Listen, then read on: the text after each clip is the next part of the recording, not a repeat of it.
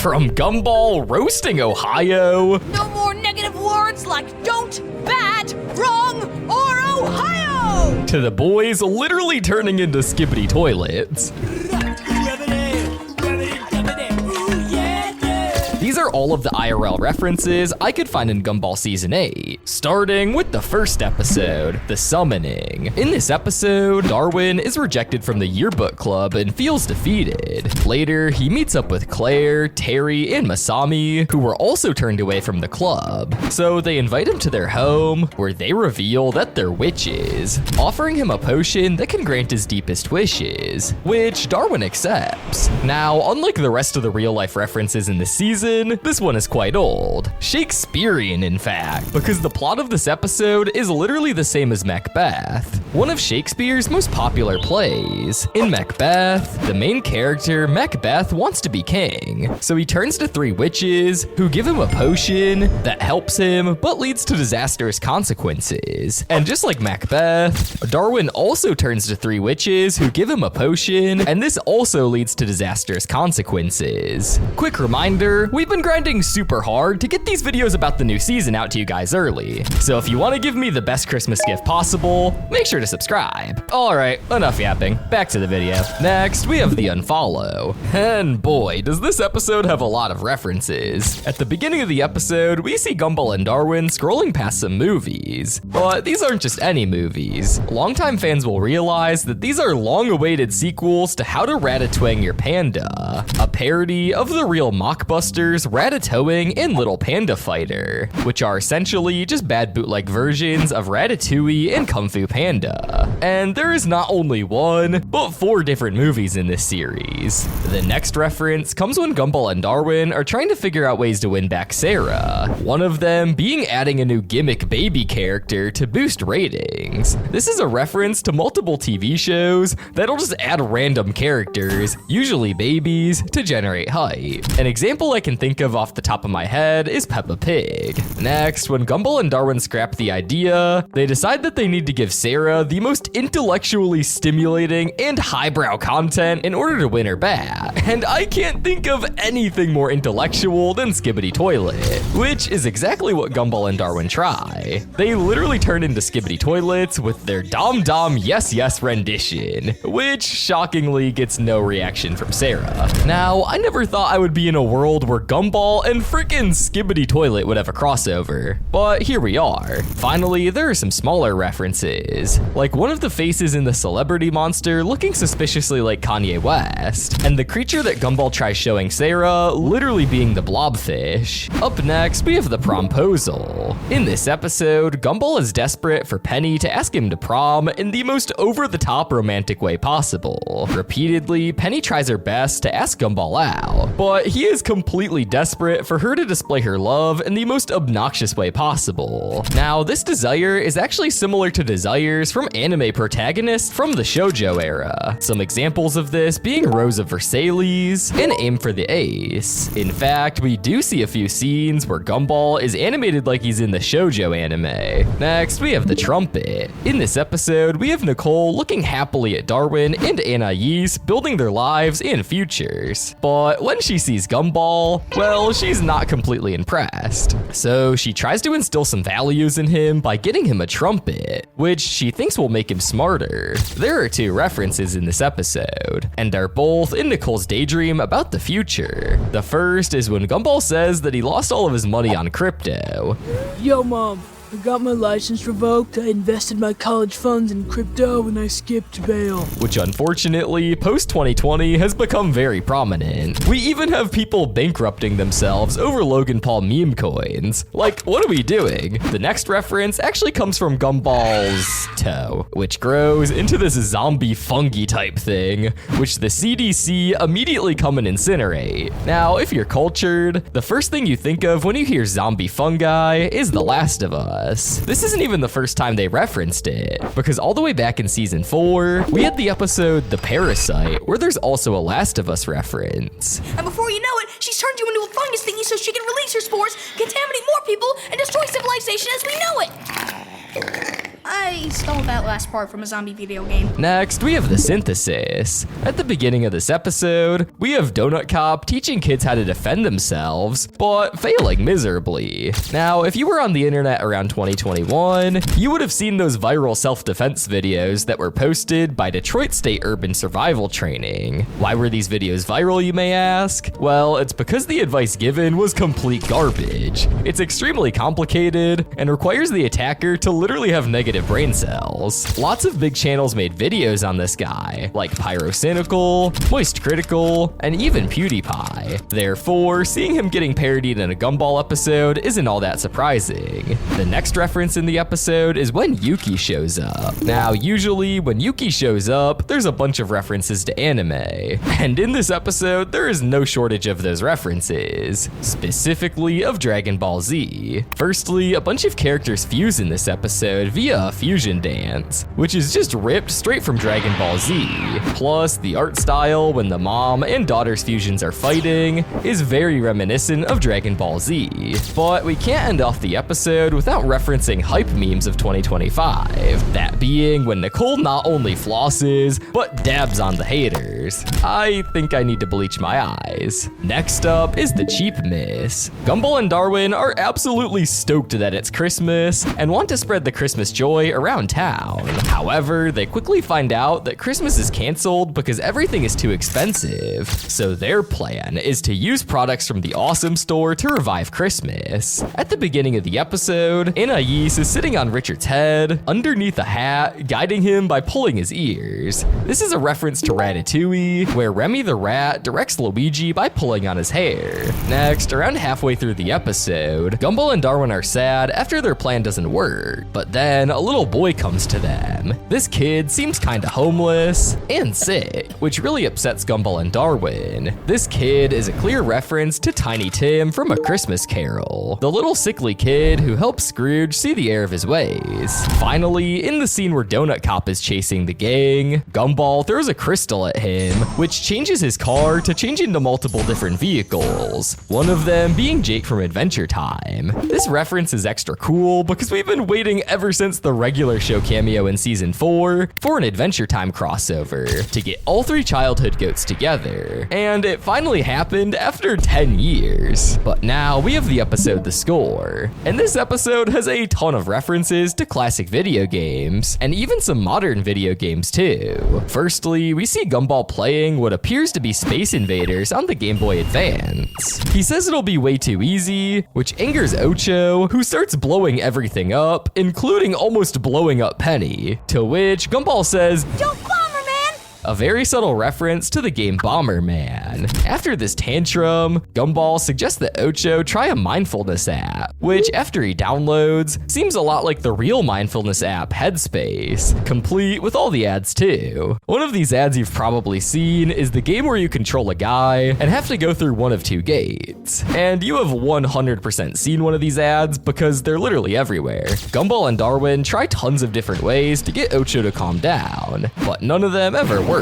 Ocho then tells Gumball and Darwin, my life is like a video game, which is a reference to the lyrics of a viral meme song called Game Over by the band Falling in Reverse. Basically, the meme is just a TikTok of a guy dancing along to the lyrics, my life is like a video game, trying hard to beat the stage while I'm still collecting coins. Everyone thought these lyrics were total cringe, but cringiness is what made them so memorable. However, Ocho was not lying, and his life literally is like a video game that he's playing on max difficulty.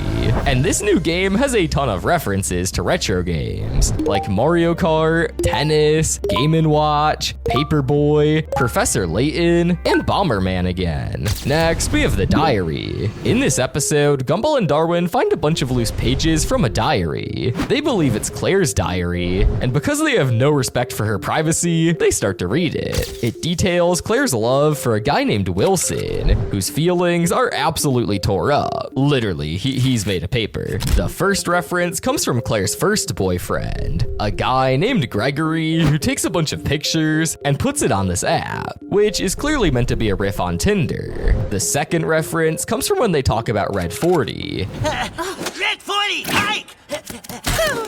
which is the artificial coloring that they put in food to make it red, and is also a meme for some reason. At the end of the episode, it's revealed that it's Leslie's diary and not Claire's diary, meaning it's actually Wilson and Leslie who are in love. Man, I bet Twitter's gonna have an absolute field day with this. Next up is the punishment. In this episode, Gumball and Nicole get into a massive argument about who's to blame for Gumball being late to school, which then spirals completely out of control. The first reference in this episode is when Nicole turns into Hydra, which is a mythical beast from Greek mythology, and one of Hercules' trials. The next reference comes from Billy's mother Felicity. Her whole catchphrase in this episode is, "as a mother." Felicity is the head of the parent-teacher organization, and she invokes the right of "as a mother," which, as you know, overrules all other authority. Which is actually a reference to a phenomenon online where people will say some variation of "as a something" to try to have authority over a discussion. It's really annoying, and it's really common, especially with mothers, which is why they refer to it here. Finally, there's another Dragon Ball Z reference, where Nicole becomes enraged and then engulfed by a purple fiery aura, similar to what happens when a character goes Super Saiyan in Dragon Ball Z. Next, we have the roast. The episode begins with a reference from comedy roasts, which is basically when a celebrity gets on stage and a bunch of people like comedians, other celebrities, and even their own families will roast them. Some popular examples of this are the Tom Brady and Jonas Brothers roast that you can find on Netflix. In this episode, Alan is hosting a roast session where Gumball roasts him on stage for literal hours. By the end of his roast though, Gumball realizes it wasn't a comedy roast, but a barbecue roast. This is a charity hog roast, Gumball. For Positivitats, we protect kids from negativity, cruelty, and hate. Meaning that he just insulted Alan on stage for 2 hours, for no reason. Gumball and Darwin then try to find the root of why he's so mean. Darwin decides the only way to stop Gumball's meanness is with a song. It's been a long while on this rock since anybody caught a break. And in this song, we get a bunch of references to Gladiator, Oliver Twist, and Marie Antony. But the most important reference of this entire episode is when Gumball says Ohio. I don't want to be an Einstein. I want people to like me. From now on, I will only say nice things. No more negative words like don't, bad, wrong, or Ohio!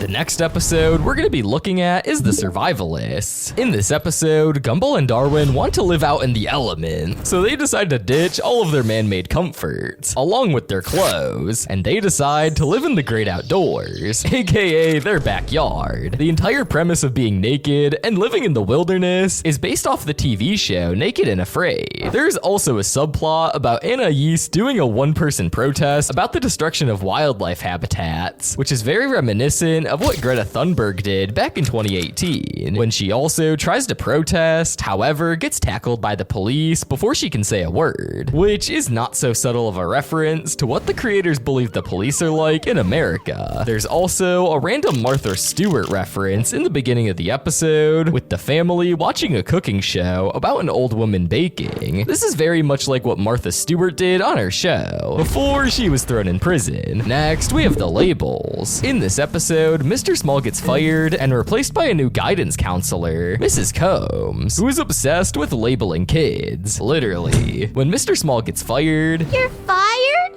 Huh, that does explain the, general aura. Not fired! That's such a negative word. Fun employed? this is a reference to SpongeBob, where Patrick told SpongeBob he was fun employed after getting fired to make him feel better. Ready for your first day of glorious unemployment? Or, as I like to call it, fun employment? When Miss Combs labels Gumball as bad, I'm a baddie baby. he starts acting really feminine, which is a reference to the baddie meme. A lot of references in this episode came from these labels, with Anais turning into Brainiac from Marvel after being labeled smart. And after being labeled as a drama queen, Leslie literally turns into Hamlet. Gumball and Darwin realize they need to stop her, and with the help of Mr. Small, they devise a plan which is to use the labels to give Gumball special special powers. After Gumball gets the defensive label, he gets this suit of armor around him, which is a reference to another anime, Sailor Moon. And finally, when Gumball breaks down the door to Miss Combs' office, his silhouette looks like Hagrid in the first Harry Potter movie when he comes to pick him up from the Dursleys. Next up, we got the Fools. In this episode, it's April Fools, and Gumball wants to prank everyone in Elmore. Darwin points out how annoying that would be, and how everyone in the world is already stressed enough as it is. But Gumball ain't buying all that. Even when the Earth literally says he's on the brink of an apocalypse, Gumball doesn't chill. The scene where the Earth is on the fiery brink of collapse, but just brushes it off, is a reference to the This Is Fine meme, where there's a dog burning in a house that just doesn't care. The whole idea of pranking being a net negative to society was really birthed by prank YouTube channels who just straight up started harassing people in public. So I think this episode as a whole was kind of just referencing that with how far some of Gumball's pranks go. Plus, we get some smaller references to Trump golfing, the iCup joke, and we get to hear Gumball do the MLG air horn. April Fools! So people who time traveled from 2013 can still get the joke. Next, we have the homework. In this episode, Gumball is extremely sick, and you know this because when Nicole does the high pants meme, Gumball can't even muster the strength to cringe. Gumball is allowed to stay at home all day and recover, but when Anais calls to say that she needs her book report, I forgot my book report at home and you're the only one who can get it to me. his inner older brother instincts kick in, and he goes on a long trek to get her the homework. He first encounters a British guy. You look like tuna sashimi baked in a dishwasher, you do. Thanks.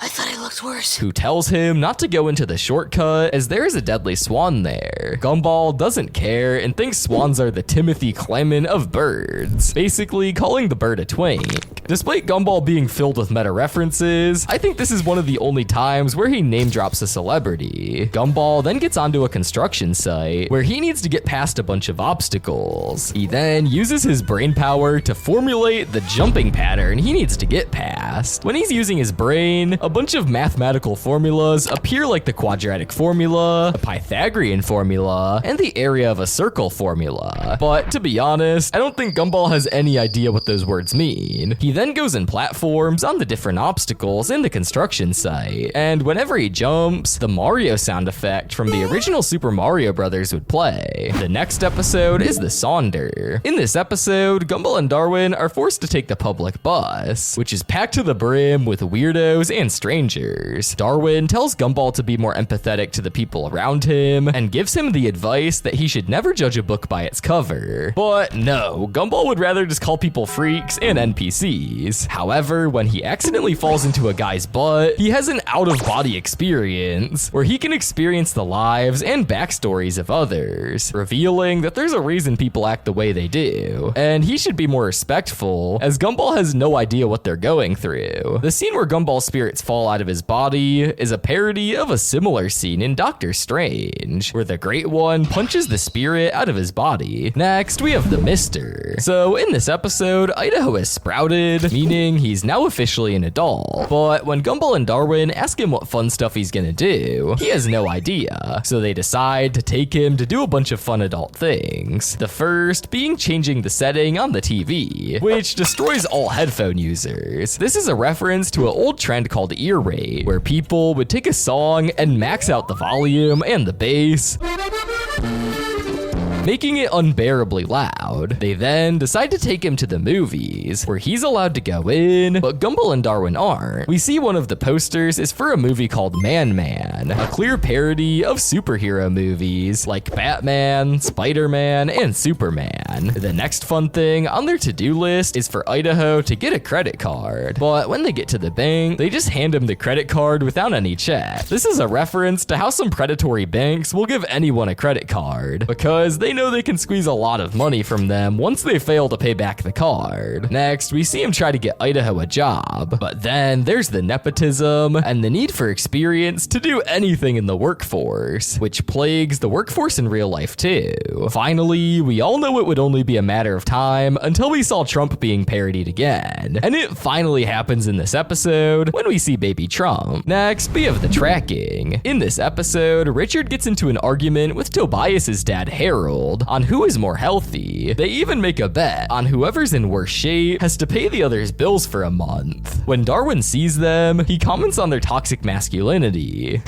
It's just good old-fashioned toxic masculinity. And this is a reference to the different type of alpha males who you see on TikTok trying to flex their bodies to trick kids into buying their courses. The family decides they're gonna wear this fitness tracker in order to help them all get healthy. However, they all quickly discover that this tracker is a massive burden. This is because of all the constant alarms and notifications, making it so the family stops listening and in turn makes their health even worse. This is actually a reference to a real life concern about a lot of these health apps, and this is called alarm fatigue. This is when you constantly have an alarm telling you to do something, where you'll want to do it at first, but then you'll get tired and stop doing said thing. Next up, we have a quick one in the pants. In this episode, Banana Joe starts wearing pants for some reason, and this does not slide well at all with Gumball, who is terrible with change. Banana Joe tries so many ways to explain how everyone dresses strangely in Elmore, so it shouldn't be a problem if he wants to wear pants. He says that the pink pair is Porky Pigging it. Or this guy, straight up Porky Pigging it in just a t-shirt. A reference to how Porky Pig wears a shirt but with nothing underneath. And the entire episode is a reference to the belief that people should be allowed to wear what they want as long as it's not too wild, like being naked in public. Next, we have the Necroprancer. In this episode, Darwin wants to give Carrie a body because she's been using gumballs on all their dates. And if you remember, Carrie is not particularly responsible with Gumball's body, so they take a trip down to hell where they are granted safe passage. This is a reference to the story of Dante Inferno, where the main character Dante sees all the layers of hell with safe passage from God. They then meet up with a character who is literally just Dracula, which obviously is referencing Dracula. On top of this, there's also a reference to the guy who created social media algorithms being in the form of a giant hellworm. But now we finally have the rewrite, which is the last episode of this season, and this entire episode is one massive meta reference to the show. In this episode, we have Rob trying to rewrite the ending of the Inquisition so that Gumball and Darwin don't figure out the truth, that they are, in fact, inside of a fictional world. Yes, this episode pretty much confirms what everyone knew, but never said, which was that the characters in the amazing world of Gumball are aware that they're in a TV show. They include a bunch of other meta references too, like how the camera will randomly change perspective, or how seemingly impossible events have no explanation. This episode is probably the most meta episode of Gumball. Well, those are all the IRL references that I could find in Gumball Season 8. If I missed any, let me know and subscribe. Help us get to 250k.